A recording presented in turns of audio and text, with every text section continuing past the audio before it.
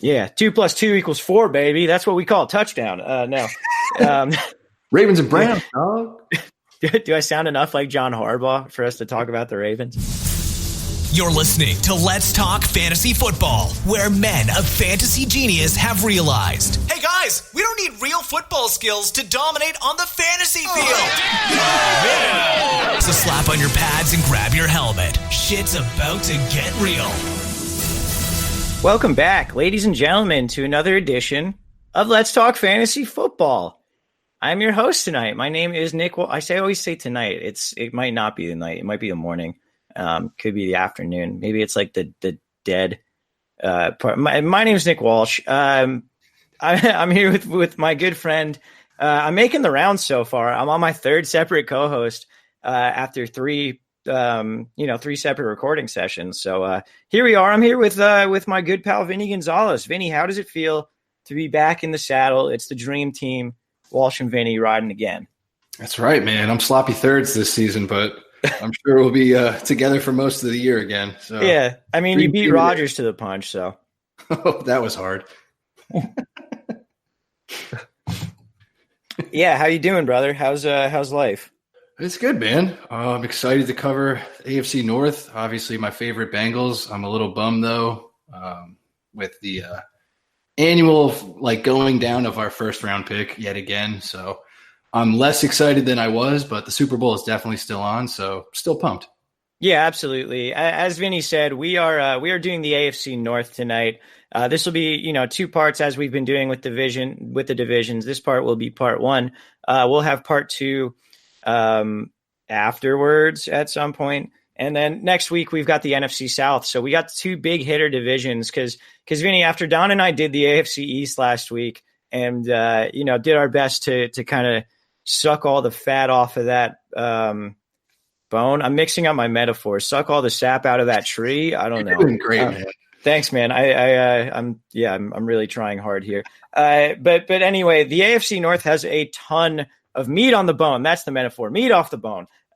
So the AFC North has really, really a ton to get to. A lot of fantasy relevant guys, a lot of really good teams. I think this division is going to be one of the most hotly contested divisions in the league if these teams turn out how we'd expect them to. I think there could be some surprises. I was a lot heavier on the Bengals as an upset pick until they lost their rookie left tackle for the entire season this past week, but we'll get to that. But yeah, this should be a lot of fun. I'm really excited. So should we get right into it or do you got much more to say otherwise? Let's do it, man. All right. So we're starting off with those Cincinnati Bengals. Vin, walk me through the coaching changes here because this is the first time in a long time that going into the season, the Bengals have really shaken up what they're doing with the coaching staff. Yeah, I think it's been mainly positive. I mean, people love to shit on Marvin Lewis, but I didn't mind him. But it was obviously time for him to go. So they bring in young energy with Zach Taylor, who was the quarterback coach for the Rams under Sean McVay. Obviously, great success there with Jared Goff and that entire team. So it's brought a whole new aspect of life, I think, reinvigorating the team and whatnot. I've seen anything from their social media posts and all that whatnot. Just seem to be ready to go out there and do something a little different. From what I've gotten from beat writers and stuff, it's been a lot more offensive focused, as you would imagine. Marvin Lewis was heavy on defense, so it's good to see that sort of shift because obviously NFL is definitely going in that direction. Bengals have a ton of talent on offense. They just can never stay healthy.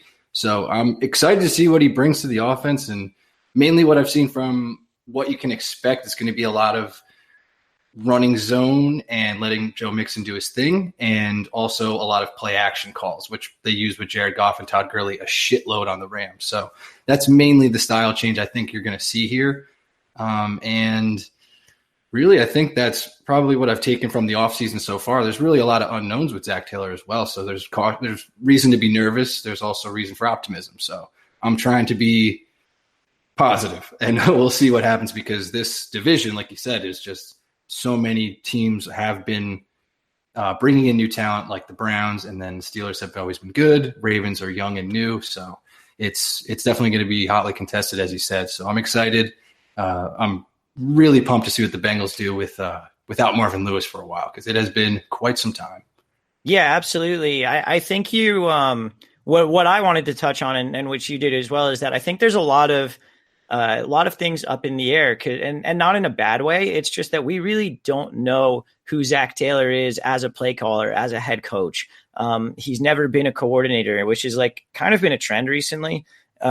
We talked about Brian Flores and Chad O'Shea in Miami last week, but Zach Taylor, like, we assume he's going to bring in, some general schemes from the Rams, maybe run a lot of the 11 personnel, the 3 wide receiver, 1 running back, 1 tight end type offense that the Rams, run so prevalently. But we really don't know. It's going to be interesting. Brian Callahan is the new offensive coordinator, son of former Raiders head coach and offensive coordinator Bill Callahan. Took him to the Super Bowl against John Gruden, lost really, really badly. Great memories. But yeah, Brian Callahan, he's going to be the offensive coordinator. It's as kind of a theme in this division. The offensive coordinator is not going to be calling plays. It will be Zach Taylor calling the plays, from what it seems like right now. But I'm excited to see what they can do with this offense. You've got Marvin Lewis and his various offensive coordinators over the year. This is probably the most creative, most forward-thinking offensive minds that have been in charge of the Bengals in quite a while.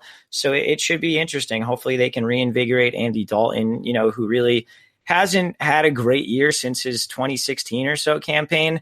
And if they can stay healthy, that'll be great. Speaking of health, we talked about it. First-round left tackle Jonah Williams out of Alabama tore his labrum, just had shoulder surgery, and he's likely to miss the entire season. The Bengals really invested in retooling their offensive line a little bit this year, trying to improve it after they did the same thing last offseason, and it really didn't work out. So with Jonah Williams gone, it seems like they're going to kick Cordy Glenn back out to left tackle. They were going to move him into left guard, and we'll see how kind of the rest of it shakes out.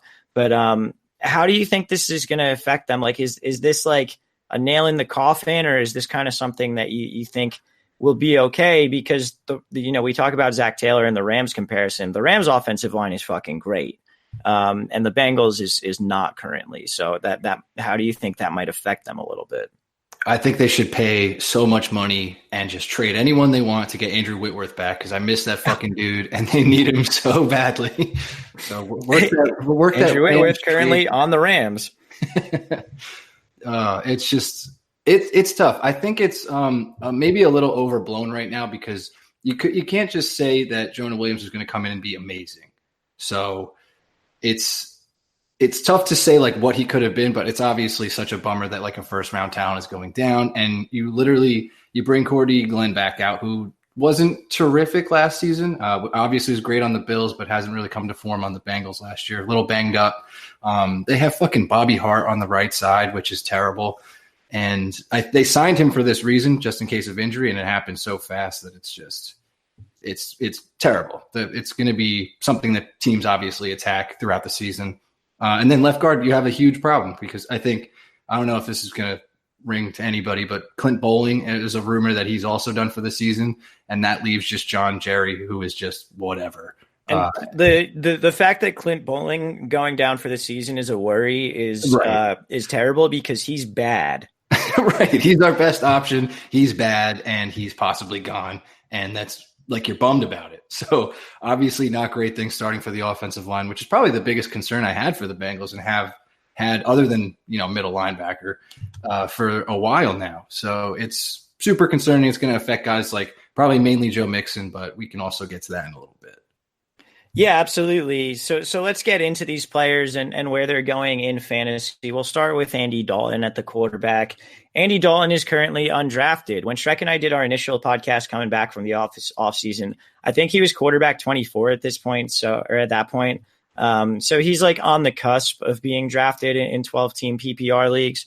But at this point, he's not really getting drafted. Do you think he should be drafted? No, I kind of view him just as like that late round grab if you really want to take like a just like flag. I'm sure you might do this in a lot of leagues. Take Andy Dalton after you just like load up on everything else. Maybe fill out your team, and then like as the season gets closer, drop whatever you need, and then take Andy Dalton for like the start of the season. But he's one that I've kind of lost optimism in as far as starting like right away. So I think he'll be a great waiver wire pickup, matchup-based play once again. If he starts to put it together like he did in 2015, fucking great. He could be like surprise of the year again. But other than that, I've kind of, brought back my expectations for Dalton. I think he'll just kind of remain sort of where he's been. Yeah, absolutely. I mean, last year he was 21st among quarterbacks in fantasy points per game. That was with quarterbacks with 4 or more starts. So, not anyone you really need to be playing. Again, it's possible that this new offense reinvigorates him a bit. That's something I think I could totally see Dalton being a hot waiver wire pickup after a few weeks if Zach Taylor's offense really comes in and changes things.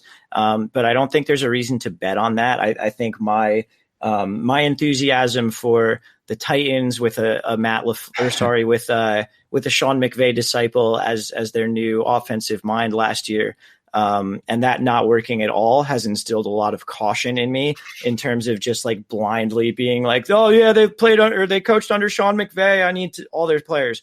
But it is what it is. I think also a note to mention is that per Warren Sharp, who does a ton of spectacular football work, the Bengals have the toughest pass defense schedule in the league this year.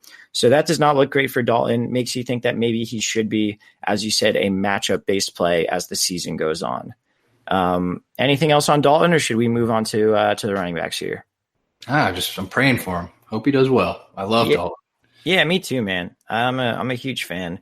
So at the running back position, obviously we got Joe Mixon. He is going the 11th pick in the first round. That is running back 8. And then on the team as well, we still have Gio Bernard in the last year of his contract. And then they drafted 2 6th-round rookies, Travion Williams and Rodney Anderson. Both of them are interesting for different reasons, but we'll start with Joe Mixon. Do you think this is a good value for him?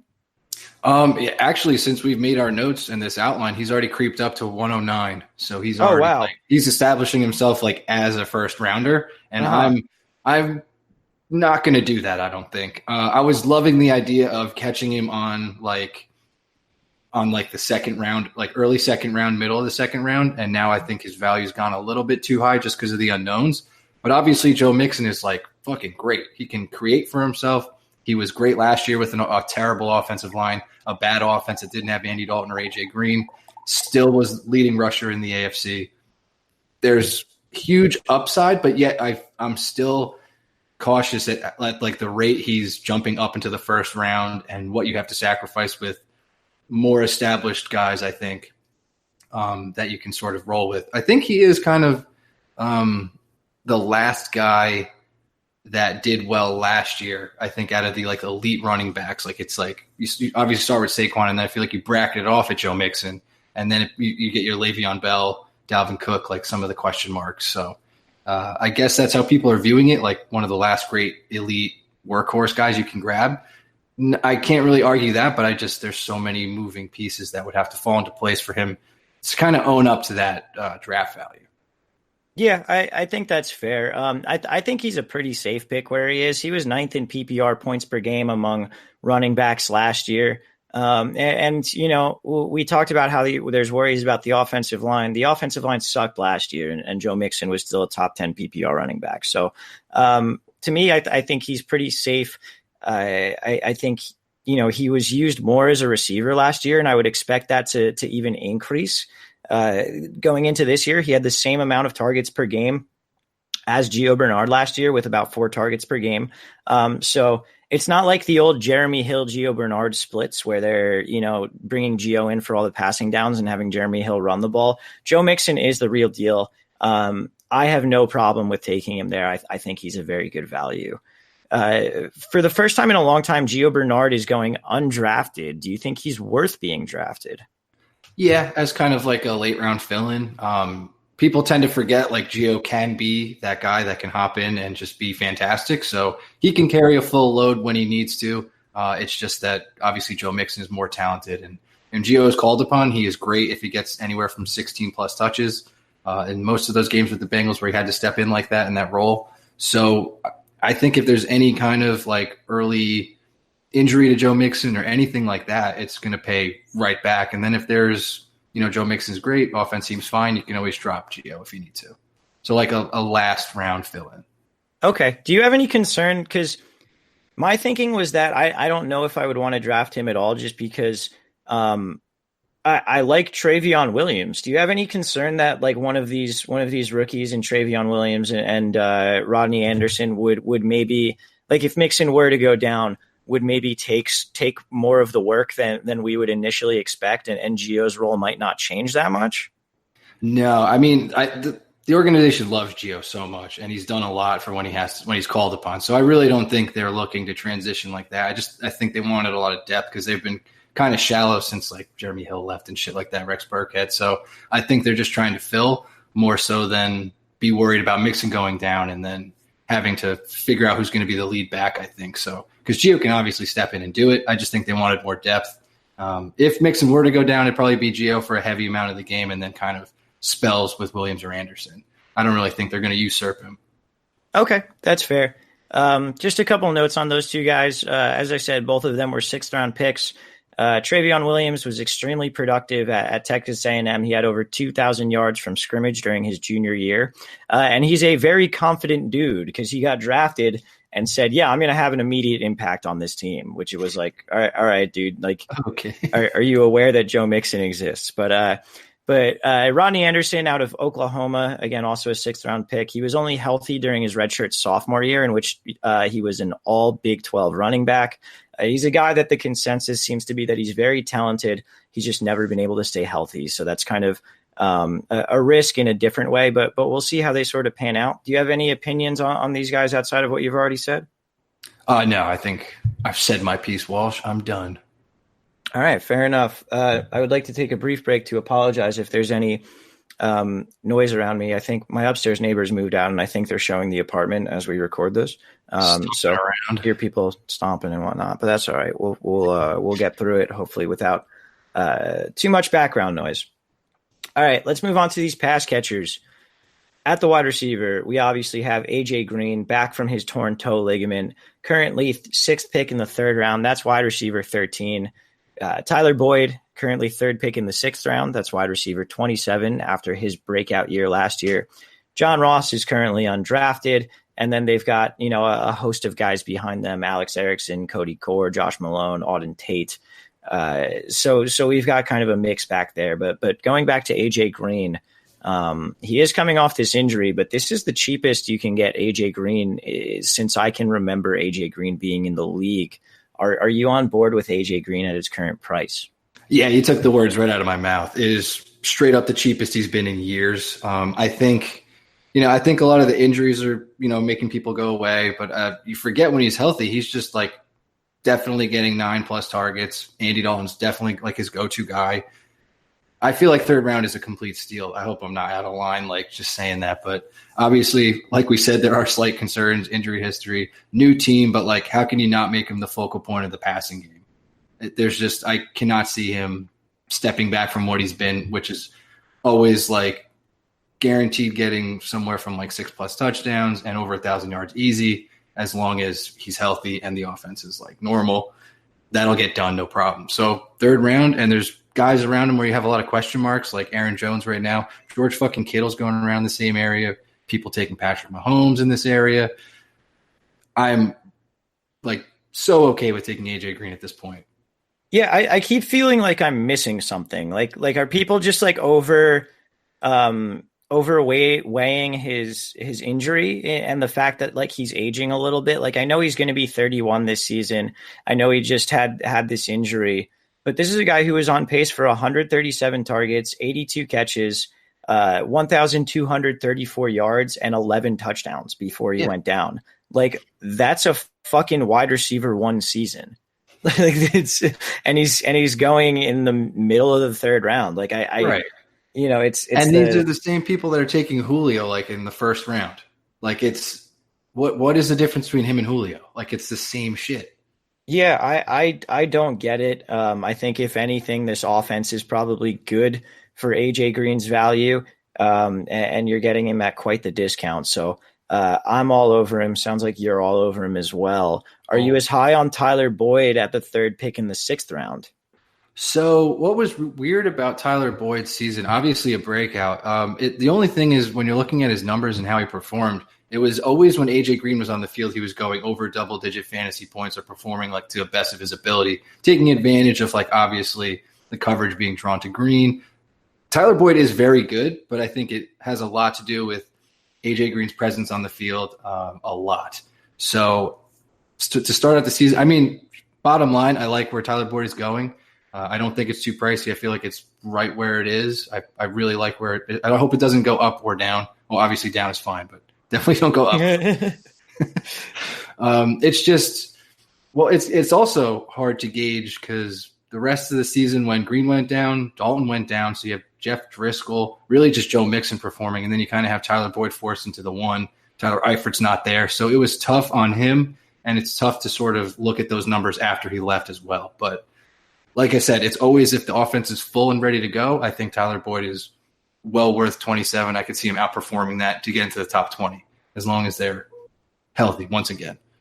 Yeah, I mean, I'm kind of the same way with Boyd that I am with Green. Like, I don't get what people are doing here. He was at his best when Green was on the field. So if we assume Green is going to be on the field again, that's good for Tyler Boyd. And last year he was PPR wide receiver 17 in just 14 games. He's currently going as wide receiver 27. Like, I don't know what I'm missing. Like, we must be assuming that the Bengals offense is going to be worse than last year, which like it's going to be hard to do that. Just seems wildly unlikely because their offense was bad last year. Like it's, I haven't had anyone make like really a compelling argument to me that these guys are not just wildly undervalued in terms of the wide receivers this year. So yeah, I'm like all over Tyler Boyd. He's going to be in the slot. We like guys in the slot because it leads to easy targets over the middle. And he was great when AJ Green was in last year. So we'll see what happens. I say he's going to be in the slot. I guess we'll see because the next guy that we need to talk about is John Ross. He's currently going undrafted. John Ross is 2 years into his career as the 9th overall pick. And so far, John Ross has fucking sucked. It's not his fault. It's not barely his on fault. The field, man. He did good last year. I have in his limited role, I would say. He had a 36% catch rate. Yeah, but it doesn't matter when you're catching those goal line touchdowns, baby. That's what we're banking on? We're banking on 2-yard touchdowns from John fucking Ross? No, see, that was what we would always complain about. I was just like, Jesus, dude. He was like their red zone threat. I was like, what are they doing? They have AJ, like at the time, they had AJ Green and Tyler Eifert. And it's like, this guy's the one catching the 2-yard touchdowns. I was just like, all right, that's how you want to use them. That's fine. But I'm very interested to see how they do implement him into the system. He's undrafted right now. I think that's fine. I think he'll be a hot waiver pickup if he catches if he has a weird 2-touchdown game or catches a bomb. Obviously, he'll be on people's radar. But as of now, nothing really warrants you to fucking draft this guy. Yeah, 7 touchdowns on 21 catches last year, which is like the most absurd touchdown rate for a guy who's like 5'9" that I've ever seen in my life. He led the team in deep targets with 17 of them. Caught 3 of those 17 deep targets, so not even doing what he's supposed to be doing well, which I guess brings us to Alex Erickson. And I want to talk about him because he's a guy that a lot of people seem to be pretty high on. He's really fast. He's a good kick returner. But I think the issue is that if he were to usurp John Ross's spot, Alex Erickson is also a guy who profiles as a slot receiver. They like Tyler Boyd in the slot. Do you have any insight into like Erickson and maybe what his role could look like if John Ross comes out and, lays an egg this year? I think it's going to be harder for him to see the field if John Ross doesn't get injured.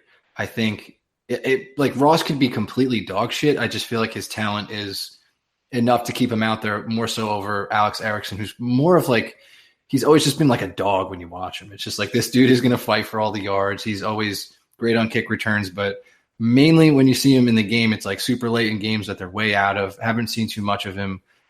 He works mainly out of the slot, so I would be interested to see if they bump Tyler Boyd to the outside or just switch these dudes in and out. But yeah, they do love him there, but I cannot see him being a huge focal point or even like some sort of gadget player. Like maybe as the season develops and they need to mix up some play calling, but right off the bat or like for fantasy outlook, I just don't see it shaking out for him. Okay, that's fair. Yeah, he's a guy that just like I don't really have any particular opinions on him. I've just like seen his name come up more than you would expect for the fourth wide receiver on the Bengals, you know.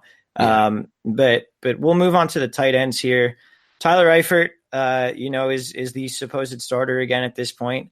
And then they also have CJ Uzomah or whatever, who they just Uzomah. I don't know. You've corrected me on this a million times. Who they just actually signed to, I think, a 3-year, $18 million contract. They also drafted second-round rookie Drew Sample, who has gotten good reviews out of the offseason program so far. So talk to me about these tight ends and particularly about Eifert, what you think here. So Eifert, I think they're going to bring along slow, another shocker for the Bengals. He'll probably come around like week 5, week 6, possibly after like a bye, week 8. I just don't think they want to rush him back. Like the dude's been through hell. I think he's got a lot left in the tank, but he's just been so fucking hurt. So I think you let Uzomah and fucking Drew Sample handle most of the blocking and like hopefully stay out there for some 2 tight end sets that they always kind of ran with the Rams with Gerald Everett and what is his name? Tyler Higbee. Yes, those 2. So I think they might do something similar to that. Drew Sample is kind of considered a reach, but he played pretty well at Washington, is considered for this draft one of the safest tight ends you can pick, very well-rounded. So I like the pick. It adds depth to the position, like we lost Tyler Kroft too. So that's why they extended Uzomah, gave Tyler Eifert the 1-year extension, I believe, and then they brought in Sample. So I like what they did here. As far as fantasy value, I cannot really, again, justify taking any of these guys, even anybody taking a flyer on Eifert, hoping that he starts or whatever. But that's just kind of how I see those guys right now. Yeah, I'm with you. I think Eifert's been lining up as the move tight end, sort of that Gerald Everett role is what I've heard. So that's good. They'll avoid, having him block really. And we'll kind of see what happens from there. From what I've heard, Sample is sort of lining up in that Tyler Higbee role. So they're keeping him in. I think that maximizes Eifert's, abilities or what you want Eifert to do at this point. Like you never want him to be a guy on field every down at this point in his career. You want to use him to the best of his abilities, which is getting out there and, sort of catching some passes and playing that, the first guy who you would really think of that as like the Aaron Hernandez role, in a 2 tight end offense. So I'm with you. I don't think any of them should be drafted, but I think Eifert, if he's going to be out there for say 40 to 50% of snaps and they're going to like feature him in the offense, he's a guy who should be owned. Yeah, I could see that. If they do play him at all, I think it probably start off about like 30% snap share and then increase as the season goes on, like very slowly, little by little. But those, again, will probably feature like red zone looks, third down conversion, stuff like that. So not exactly the greatest stuff for fantasy when you're looking for volume plays, but touchdown upside's probably there, but you just want to see how he performs early on. I'm imagining he'll be on the waiver wire for a lot of people too. Yeah, that would make sense. That would make a lot of sense.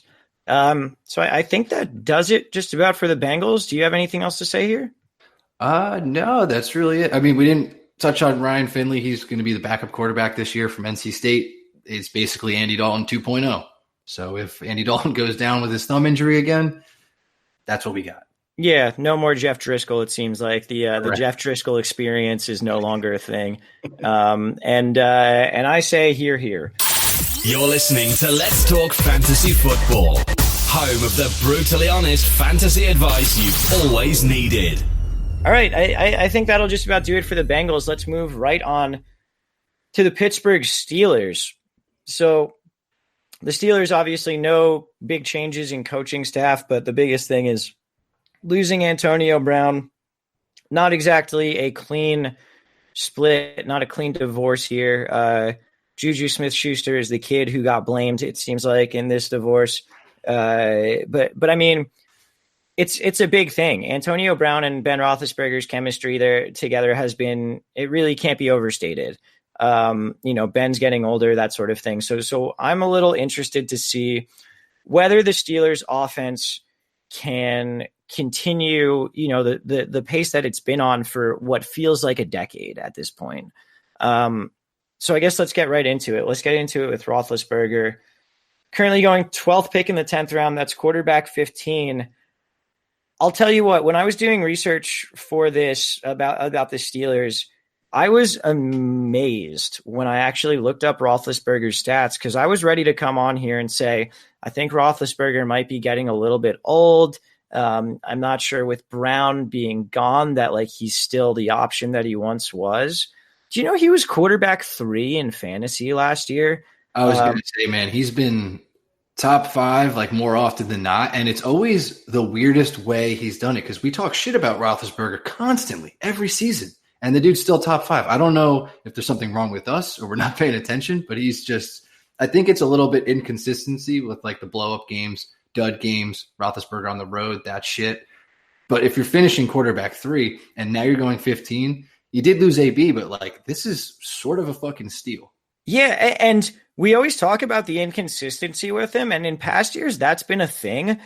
This past year, he threw for 2 touchdowns in 11 of 16 games, and he only dipped below 250 passing yards in 1 game.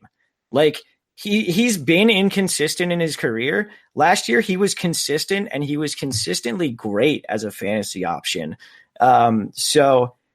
Which it's weird because that's not how I remember the season going. Just out of my head, I looked at all the stats and was just is this fucking real? Did I go into the Twilight Zone or something? But apparently I didn't. You said it. I guess he's a steal. He really is. I just hope. I think this drop, or the reason he's not being drafted, I think he was going 7th. Between 7 and 10. Smooth pour, Walsh. I like that. Thanks, man. Could you hear that on the mic? Yeah, that was nice. Oh, good. Wonderful. I'm drinking a big old bottle of white wine for those who can't tell. Big old bottle. But anyway, Roethlisberger was going somewhere between 7th round, the 10th round last year. And I guess that was a steal at that point, too. What the fuck do we know, man? We love to talk shit about Roethlisberger, and it's seemingly for no reason. Yeah, I don't get it. I feel like I'm still not going to go out of my way to target him, but 10th round is about where I start looking at quarterbacks, and if Roethlisberger's still on the board, I don't think I'm going to hesitate. So the only thing is, I guess we can just jump into the wide receiver situation as well. Losing Antonio Brown is obviously a massive piece. I think Roethlisberger is kind of one of those guys that it's sort of, I don't want to say it doesn't matter, because of course it does, but they added some guys like Dante Moncrief. James Washington has another year on him. Do you think he takes a step forward and starts doling the ball out more, or do you think it's just going to be Juju is just heir apparent, AB, and then the rest of the guys are kind of just fill-ins? Yeah, I'm not sure exactly how this works. We've heard rumors, I guess, or not rumors, but we've heard reports that Dante Moncrief has been the clear number 2 wide receiver this offseason, which intuitively makes sense to me. I couldn't believe that Washington was going higher in drafts at this point. But yeah, I think Juju eats 160 targets, no problem. And then, we see whoever that next fill-in is, maybe you get 100, maybe a little bit more than that. I would guess Moncrief would be that guy. I think maybe the biggest benefactors of AB leaving in terms of increased target volume might be Vance McDonald and Jalen Samuels, which is a little weird, but I guess we'll get into those as we go. In terms of the wide receivers, just to since we touched on them, let's go through where they're getting taken. Juju's the 3rd pick in the 2nd round. That's wide receiver 6. Washington is the 2nd pick in the 11th round, wide receiver 49. Moncrief is the 9th pick in the 12th round. That's wide receiver 56. They also drafted Deontay Johnson in the 3rd round, who is a big play receiver who cannot catch the ball. And then they also have Ryan Switzer and Eli Rogers, who are both kind of limited to slot options, though Switzer actually had some decent run last year. So speaking on that, I guess let's go into their draft positions. Juju at wide receiver 6, ahead of Antonio Brown worth it to you? I think so. Just because, like you said, he's going to just destroy targets. It's like he did it with AB there and was fucking fantastic. Definitely blew away my expectations. Like I remember me and you were talking definitely last year at this time, and we were just talking about how his name is so awesome and how he is so awesome. And like he's climbing up draft boards just for that reason. But like with his play has just like absolutely destroyed everything that I had, like preconceived notions I had about him. And then he's just like an awesome fucking player. He's very good. So I think taking him over AB is not crazy. I think it's the safer option. Yeah, I agree with you. You know, we're dealing with a situation where we know he's going to get a lot of targets no matter what.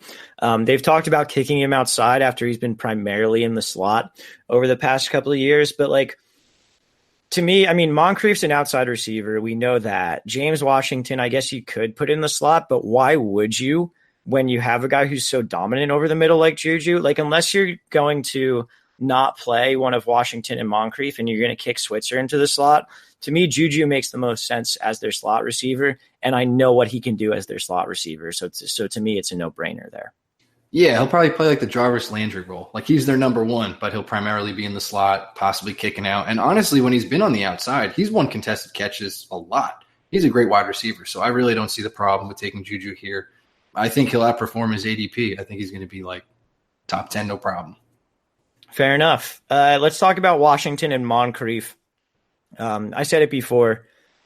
I think it's really weird that Washington is going ahead of Moncrief. Washington, I know obviously, you know, guys can improve in their careers. He was a rookie last year, but Moncrief has kind of done it before. All the offseason reports say that Moncrief is the number 2 guy there. And James Washington was legitimately bad last year. So to me, Moncrief is a screaming value at his position. If you're going to be Ben Roethlisberger's number 2 wide receiver target, like there's value there. And we know Moncrief is a guy who can do it in the red zone as well. Washington, I don't know where the value is unless he really makes a bunch of jumps. Yeah, I mean, he's only going like a round earlier, and it's like the later 11, 12. So I think that really needs to shake out when people start drafting more or mock drafting more. But I think Moncrief will probably work his way up. He'll probably catch a touchdown in the preseason, fuck us all over, and ruin this value that he has right now. But like you said, man, he's done it before. I think we like Moncrief kind of as a podcast in general. We're relatively pro Moncrief. So it's cool to see him again in like a number 2 position in what we would assume is a pass heavy offense with Roethlisberger, you know? So I like it as a value pick. I don't know. I mean, obviously it's one of those things where you can also cut bait on early in the season. If it's not working out, if they're doing something totally different when they start, get rid of Moncrief. No big deal. Yeah, I think another thing, not that this should be like a huge sway on your decision-making or whatever, but we think of Moncrief as sort of like being this vet because he's been on 3 different teams. It feels like he's been around for a long time. Motherfucker's 26 years old. Like he came into the league at 21. He was the youngest wide receiver in that draft class. He's not an old dude. Like this is a guy who can still make leaps in his career. And it wouldn't be surprising for a 26-year-old wideout to increase his fantasy value. Like that is not an unseen thing in the past. So keep that in mind. He's not just some veteran coming in on the side. Like he's an athletic, talented, still young guy who also happens to have 5 years experience in the league or whatever it is. Correct. Any interest in these other guys, Deontay Johnson, Ryan Switzer, Eli Rogers, or should we move on to the tight ends? Move on to Vance. All right, Vance is 12th pick in the 7th round, tight end 9. I'm not really about taking tight ends in this general vicinity, but Vance feels like one that I'll go after. Yeah, I'm very not down with tight end at this position, like in the draft. So, I wish he was going later, like last year, like pretty much undrafted, had a couple good games, picked him up on the waiver wire. I look for that shit with tight ends. So if Vance is getting drafted this high, I think I'm out. Obviously, with an offense that's missing all of Brown's targets and talent, Vance McDonald could fill that slot easily and was really very solid for a large portion of last season, getting a lot of red zone looks, saw the field a decent amount. Obviously, Jesse James is no longer there, so he'll probably be more involved as well. So if you're looking for that high upside pick in tight end, that's going, 9th right now, which is still top 10, but like pretty much back end of tight end for most people. It's a great pick. Yeah. So Vance last year was a guy who, we look to a lot of things as indicators of performance. Obviously, targets is the biggest one when it comes to receivers, right? But another one that we look at is snap percentage. And Vance was a guy who was getting maybe like 40 to 60% of the snaps on any given week. And Jesse James was getting a lot of snaps. And Vance was still getting a ton of targets, was still getting a lot of production. So to me, this, unless Xavier Grimble is going to come in and jump right into Jesse James' role, we were just talking about it with the Bengals, how Eifert would be that move tight end. That's sort of what Vance McDonald is. He's sort of that move tight end. So unless Grimble is going to come in and take a significant amount of the snaps, like McDonald's snap share is going to go up this year, which would likely mean more targets since he'll be on the field more. And we know he's an athletic pass catcher. So to me, it makes sense that he could take a leap. Not that he will, but that he could be a guy who takes like a Kittle type leap this year, where like he really becomes a target hog on a team that, outside of Juju Smith-Schuster doesn't have anyone who's a proven target hog. Yeah, I mean, and then if you look at like what the wide receivers can do, we pretty much only talked about Dante Moncrief, and like the rest is like a lot of unknown trash, or like we know who they are, but they're trash. Mm-hmm. So we're expect like he could be the preferred number 3, but I guess James Conner could be considered like if they want to involve him more like in the passing game. But Vance McDonald could be the number 3 target on this team, possibly number 2 if like Moncrief just sucks. So there is a huge ceiling for Vance. There is probably a safe floor as well. So it's really not a bad pick at all. Yeah. We'll see how it goes, and we'll see what sort of snap percentage he's getting with the starters in the preseason. I think that'll make a big difference in whether or not I want to be taking him in the 7th or 8th round, or whether I just want to wait on tight ends later on in the draft. So let's move on to these running backs. We alluded to James Conner, currently going the first pick in the 2nd round. That's running back 9. James Conner was great last year. He filled in for Le'Veon Bell, and he did it with flying colors. PPR running back 6 in only 13 games last season. He only averaged half a fantasy point per game less than Ezekiel Elliott, who, you and Shrek debated as a potential first overall draft pick this year. There's been some talk of Jalen Samuels and maybe even Benny Snell getting more involved than they have been in past years. When we look at the Steelers, and Don and I talked about this last week, the Steelers running back position has been one guy. That guy's getting almost all the volume, and that's one of the most valuable most valuable positions in fantasy football. So maybe the Steelers are realizing that that's not necessarily the best way to make guys happy, not necessarily the best way to keep guys healthy. But I don't know, because history says that the Steelers are a one running back team. And if that's the case, Conner, another guy that I think is sort of a value at his position. See, I'm having a hard time. I just, obviously he was an absolute monster. I think like he really did come out of nowhere. Like we did not expect him to have that sort of success, but he really just destroyed the league. I just have a problem with guys that excel like that so quickly. And then we don't really like, I'm having trouble expecting the same output, or, you try to look for someone that's going to grow. I don't know if his role, like you said, like you're already worried about Samuels and all that shit. Is his role going to grow? Probably not. Is it going to stay the same? We would hope so, but going this high sort of on the back end of the 1st round, possibly could leap into the 1st, depending on people's preference with like the Le'Veon Bell situation, worried about wide receivers at that point. I just really can't find myself taking him around this area. I don't know why. Obviously, this could be a great offense that features him, and I just cannot pull the trigger, and I really can't put my finger on it.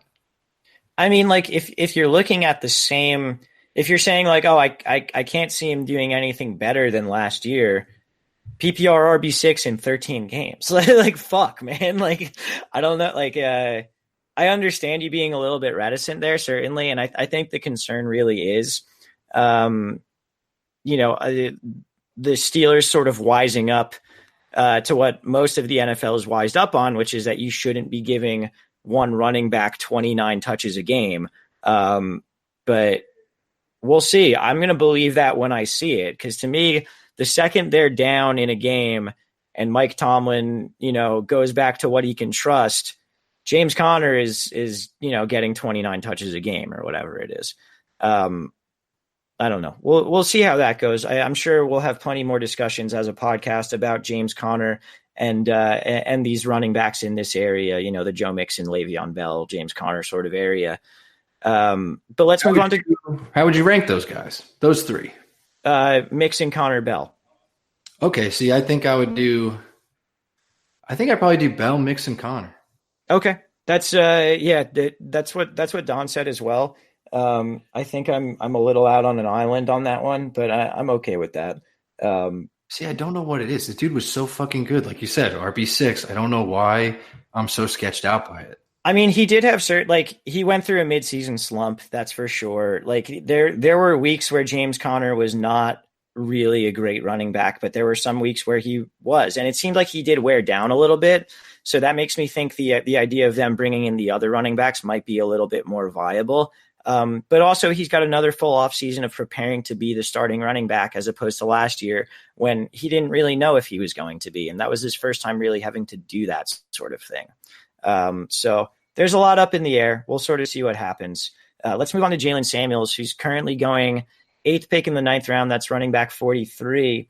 I think he's interesting because I don't think he's just a pure handcuff. He sort of plays like the H-back position, where they might use him a little bit as a tight end. They might split him out wide a little bit. So it's possible that he could be used on the field with James Conner.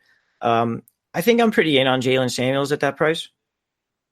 Yeah, I mean, he's going around like that ambiguous area where you have like your Jordan Howard, your Tevin Coleman. So if you're going to take a bet that the Steelers are going to be one of the most prolific offenses in the league again, hell yeah, get him involved, especially if you think that James Conner won't be particularly like the main lead back. That means Samuels is going to get some action. He's going to get a lot of work, probably see a lot of targets. So there are worse things you can do in these later rounds for running back when you're kind of scrounging around in the deep pockets of like RB depth that we kind of got going on. So I don't hate it. I just think it has to fall right for you. And depending on like how you want to shape out your bench in terms of running back depth and what you're looking for. Like maybe if you need, he's actually kind of a well-balanced guy for that. He's got the upside and could possibly have a dude you can throw in your flex every week, depending on how it shakes out with Conner. Yeah, absolutely. We'll just kind of see how the role shakes out. But, we talked about how we're unsure at wide receiver. Samuels could be, an option used to get that production in a different way.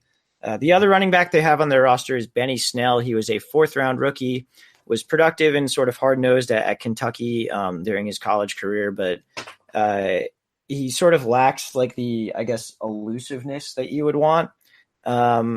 That being said, he had 48 touchdowns in 3 years in college, and that's sort of a rare thing. So do you have any opinions on Benny Snell? No, not really. He might snipe a few touchdowns this year, but that's probably it. All right, cool. You got anything else on the Steelers? I don't think so. I think that's it. All right, cool, man. I think that'll do it then for part 1 of the AFC North. We'll be back with part 2. That's going to be, if you can do math and divisions, that'll be the Ravens and the Browns. I guess math doesn't really factor into that at all. It's more like football knowledge. Yeah, 2 + 2 = 4, baby. That's what we call a touchdown. No. Ravens and Browns, dog. Do I sound enough like John Harbaugh for us to talk about the Ravens? So yeah, guys, that'll do it. Vinny, you got anything to leave the people with before we say goodbye? Nah, man. Go Bengals and start looking at ADPs. Not necessarily start mocking, but start looking at ADPs. Yeah, absolutely. Let's go Bengals. I have a soft spot for the Bengals because of you, so I'll agree with you on that one. All right, guys, for Vinny, I am Walsh. We are Let's Talk Fantasy Football. Later, podcast. This has been Let's Talk Fantasy Football. Thanks for listening.